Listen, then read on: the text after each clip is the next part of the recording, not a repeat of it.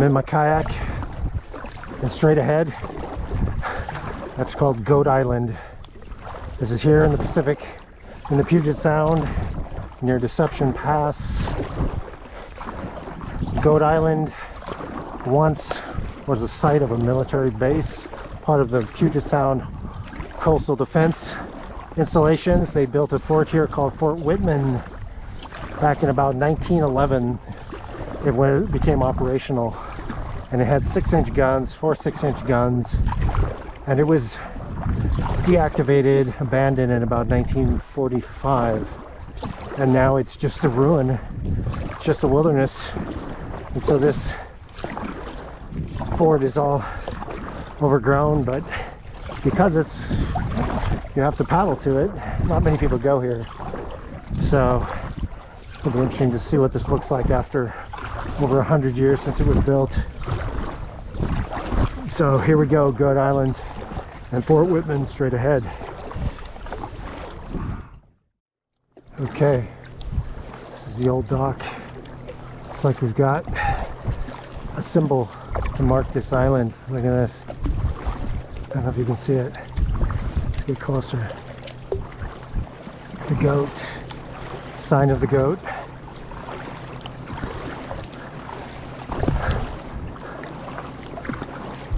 Interesting.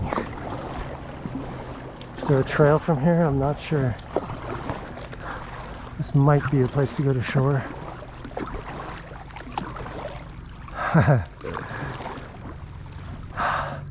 Ah, it looks steep. Oh, looks like there might be a trail. I think I'm gonna try this. What do we got? That looks pretty steep, doesn't it?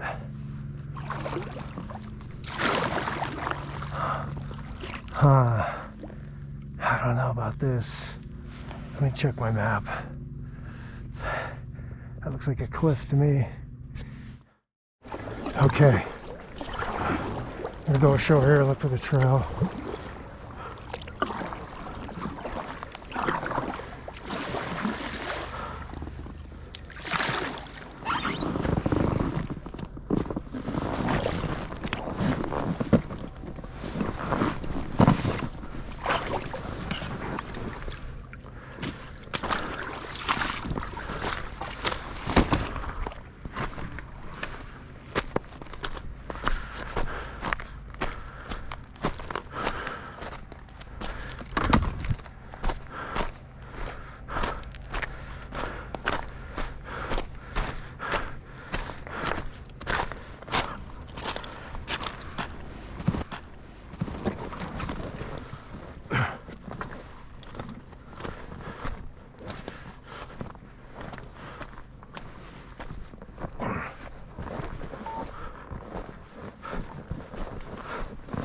Okay, that's stashed.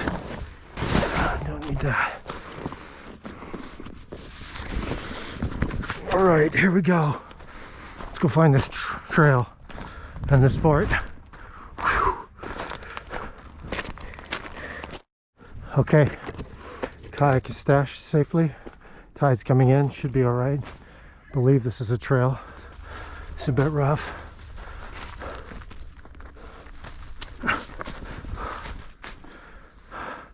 I believe the drone has returned to shore on the other side. Raven's over there with the drone. This looks like our trail right here. Indeed, yes it is. Here we go.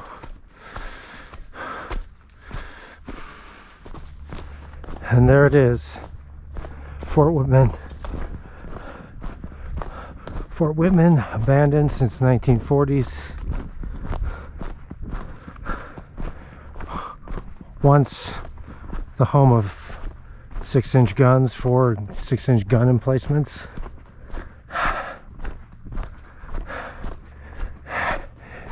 Built to defend the Deception Pass, which was a place where enemy ships could invade the Puget Sound. So this was a perfect spot to be able to fire on ships. Oh wow. We've got goat. A little pentagram, that's appropriate. It's a little dark. The usual trash graffiti. Satan was here. I should probably get my flashlight just in case there's anything interesting in here. Let's just take a walk on the outside real quick. Looks like somebody's making a big fire. Huh.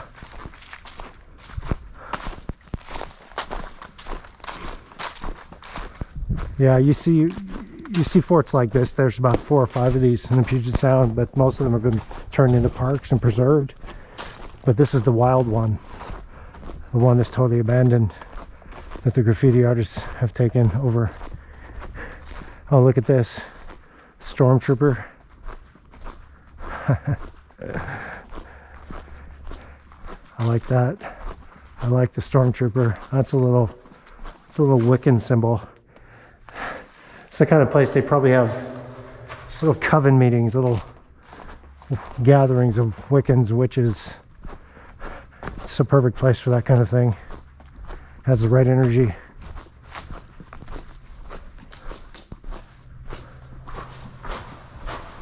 Huh. Oh look, there's a goat.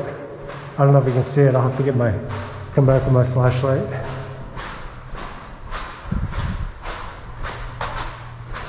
Let's go up on top.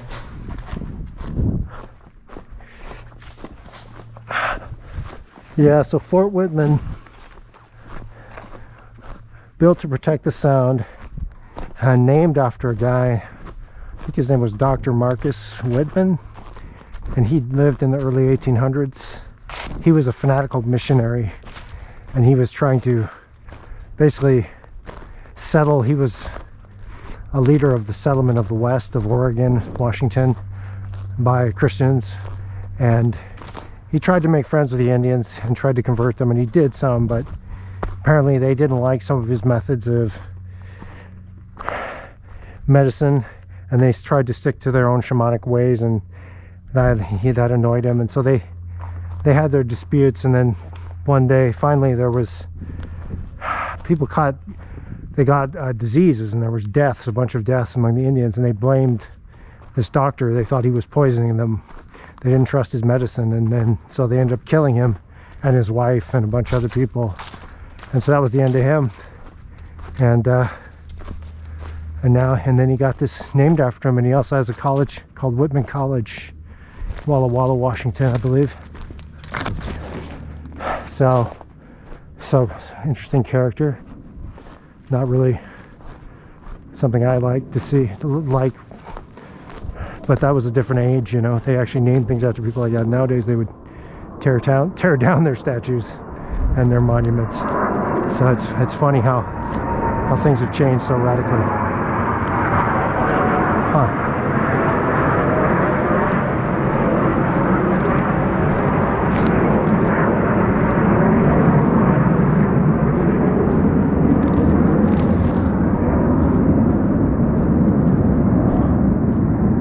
So I guess these pits,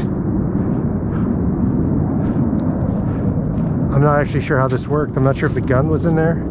Looks like someone made a huge fire in there. Wow, big bonfire. They were disappearing guns. They would go out, take a shot, and they would disappear and hide so that they couldn't be destroyed by enemy fire. So maybe they sunk down into those holes after taking a shot. I'm not sure. Maybe they raised it up and then dropped it down. Hard to say. Huh. Some more buildings over there.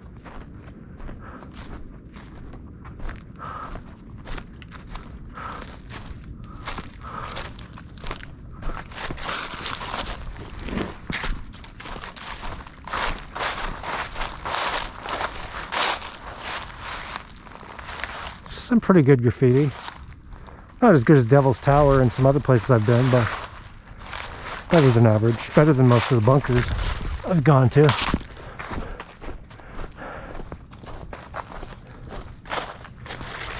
Chaos Drunks. Interesting. It's another one of these zones of chaos that I like to explore. The Scouts like to explore. This chaotic energy is always interesting. And you can use it in your sorcery. feed on the energy, feed on the chaos, the power of chaos. Huh.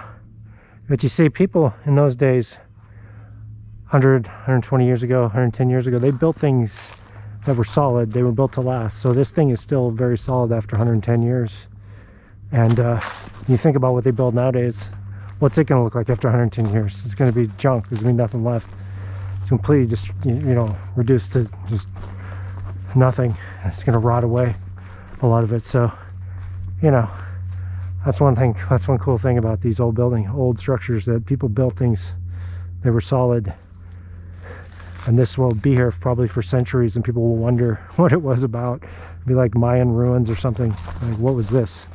You know, after maybe America's entered a dark age, these will be mysterious ruins. They'll wonder about the people who grew up in the dark age. And maybe the graffiti will be still here too, and they'll try to figure out what that means. It's funny. Meanwhile, most of our suburbs and malls will be long gone. There'll be no trace, probably. Disposable. We have a disposable civilization, really, now. And so nature will dispose of it. But not this. This will take a long time. This is pretty solid. Pretty impressive.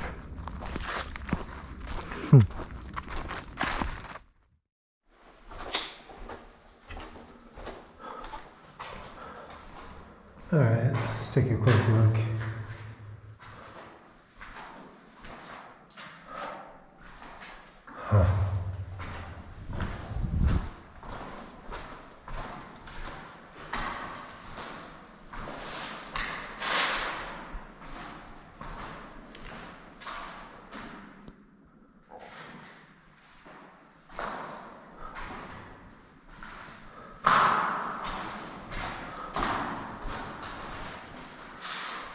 Jesus loves me.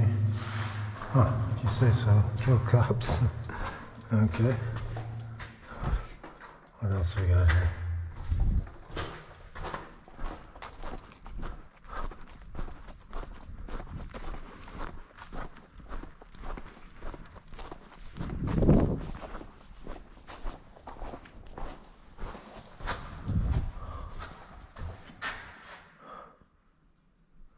Huh.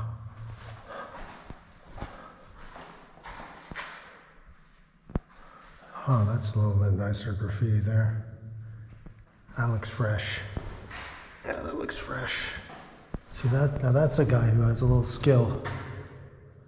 And that's not too skilled, but this is pretty good right here. That actually takes some talent. GI admission.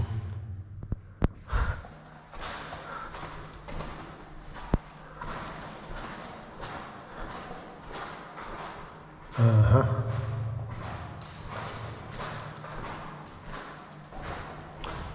Random gibberish.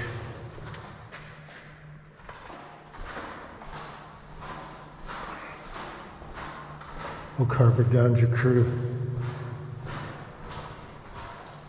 Ouija. Huh. Not too exciting.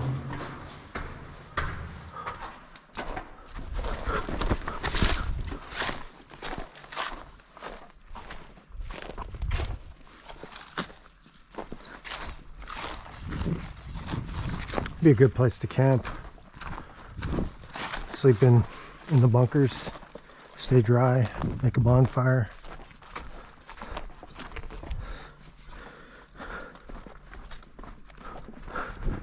And definitely a potential meeting place for scouts. This is the kind of place, as I've talked about before, that I can imagine scouts having a meeting, a gathering. If we become a larger brotherhood with more members, an actual order or brotherhood or cult, a league of shadows, you might say, then what I'm imagining is maybe once a year, every so often, there'll be special gatherings, and every scout will have a way to get in touch, will have a way to receive messages which only the scouts know. And when he receives this a message which will just have GPS coordinates and a time and a date with a special code, then he'll know that that means that is a gathering place and time, and he'll know that he has to get there to be part of the meetup, the gathering. So you might send coordinates like this, and of course the scout, it could be in a very remote place, it could be in the Poseidon Wilderness, it could be an island, it could be way out in any kind of wilderness area or forbidden zone, and it will be up to the scout to figure out how to get there, to plan the mission and do what he has to do to get there at that time. And so this might be a kind of place we would have a gathering. We could have our little scout rituals here, because the scouts are really, it is kind of an occult order, it's a kind of a, like they have, I imagine them having regional groups, sort of like covens or clans that would get together for group rituals and for missions and for other activities. Training. Scouts would be trained. You would have possibly a master and apprentice system. And so that's all a possibility in the future. And places like this will be kept in mind as future places of meeting, gathering, and training and initiation. Because it will be an initiatory order. There will be challenges. You will have to find things and explore things and and discover routes through borders and through wildernesses and through urban areas, forbidden zones. So that's the vision I have of this Scout Brotherhood, something that will outlast me, last indefinitely in the future. So if I imagine it and I live it, then I think it could come to be. So we'll see what happens. But for now, I'm actually a little lost. I thought there was a trail, so let me figure out where I am.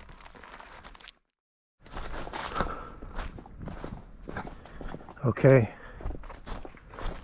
coming to the end of the island here, end of this trail. Don't know if there's anything else up here. Let's see.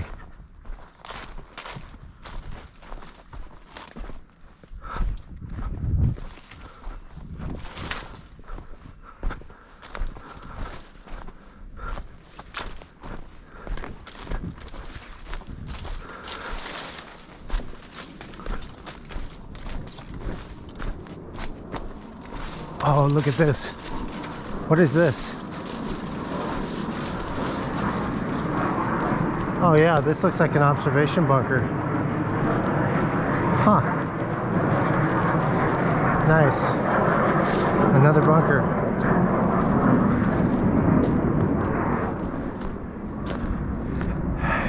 Oh yeah, very nice.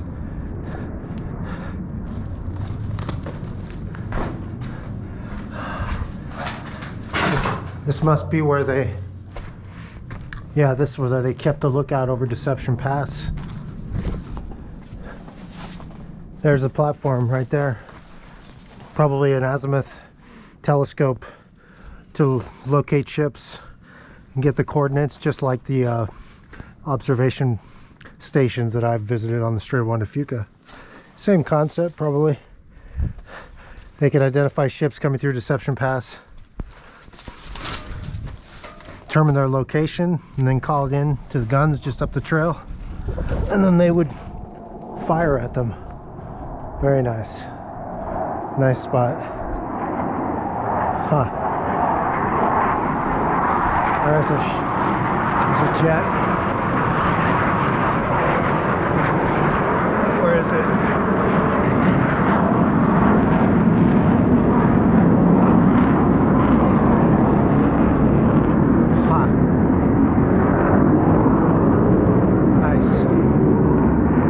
This is Whidbey Island. There's an Air Force base here.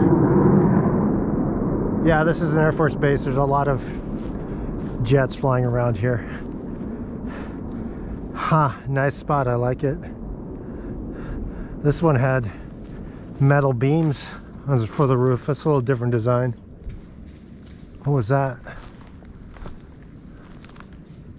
Something moving around. Is that a deer? How could a deer be on this island? There's no water. It might be a person. There's something here. Something big. Huh. Let's go down here to the edge. Nice spot here.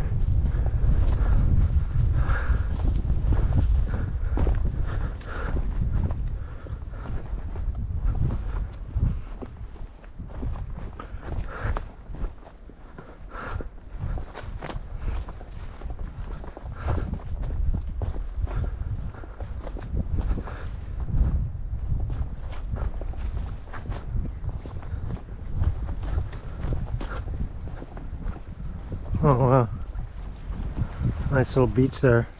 Could probably come up this side, scramble up this little cliff here. Nice.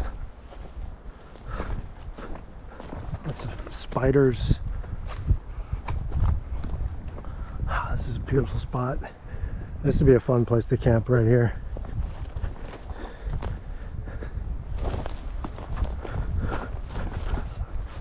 Oh, whoa! Only thing this island needs is water. Don't think there's any water here. Too small. This is very nice. Look at this.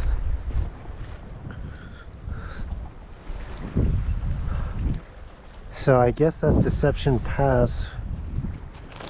Where is Deception Pass? Deception Pass is up there? Huh. I think so. I think Deception Pass is up there.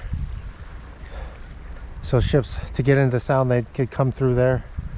And they'd have to come by here. And so these guns that we saw earlier, we'd be able to fire on them as they came through. Yeah, this is the back entrance into the sound. What happened was in the late 1800s, right at the end of the century, there was a Spanish-American War, 1898, and there was a ship was sunk, an American ship was sunk in Cuba by the Spanish. 260 sailors were killed, and the U.S. started to really worry about naval attack, naval invasion. And so after that, they did a rapid buildup of their naval defenses.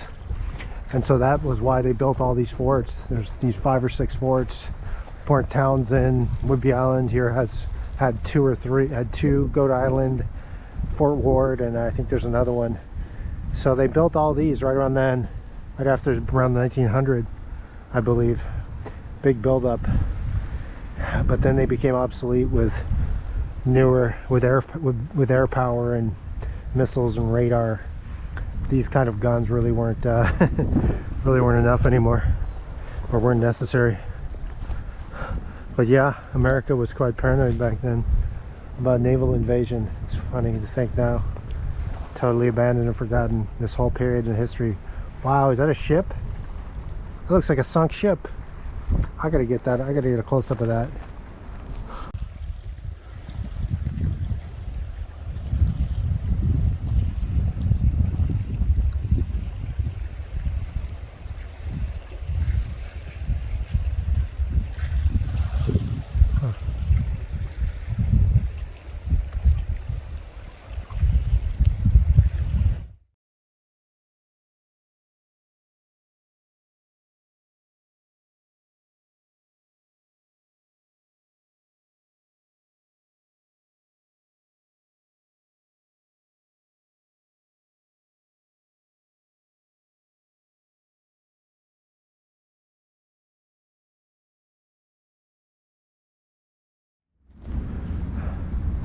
There's really no reason why someone couldn't come out here with a boat, canoe maybe, full of supplies, and live here for weeks at a time.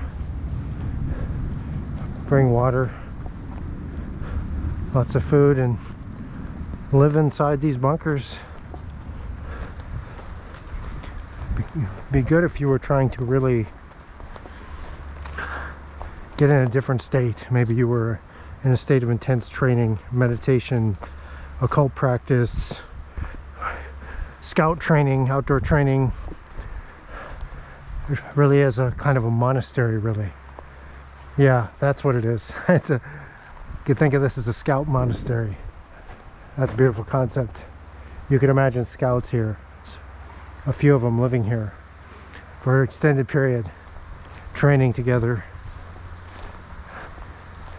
doing rituals, channeling power. It'd be perfect, actually. It's a beautiful concept. You get occasional visitors, but that's okay. Huh. The Shadow Scout Monastery. Beautiful idea. Sort of like, if you think about the movie Batman Begins, when Bruce Wayne went up into the Himalayas to the lair of the League of Shadows. They had that monastery up in the mountains, kind of a ninja monastery. Well, this could be something like that for scouts. Not permanently, but temporarily. I see scouts as being people who are always moving, never fixed in one place. And so they don't have fixed temples and monasteries so much as they just take spaces like this and make them into their monasteries temporarily. And this could work perfectly. Beautiful idea. Maybe that is a project for the future.